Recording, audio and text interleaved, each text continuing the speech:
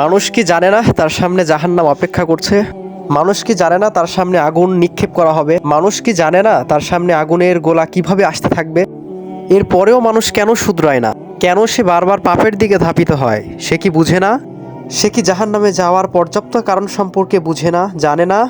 যদি জেনেই থাকে তাহলে কেন এত অবহেলা? সে কি সক্ষম হবে সে আযাব সহ্য করতে? সে কি জানে না জাহান্নামের কত যন্ত্রণা, কত আর্তনাদ সেখানে, আর কতই না ক্লান্তপূর্ণ জীবন সেটা? তার প্রতি ধিক্কার জানায় যে জাহান্নাম সম্পর্কে জেনেও সেই সম্পর্কে গাফেল থাকে, দুনিয়া নিয়ে ব্যস্ত হয়ে পড়ে।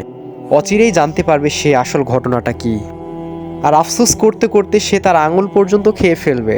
সে অবশ্যই সেদিন বুঝতে পারবে তার কুকর্ম সম্পর্কে, কিন্তু দুঃখ হলেও সত্য, কিছুই করার থাকবে না সেদিন।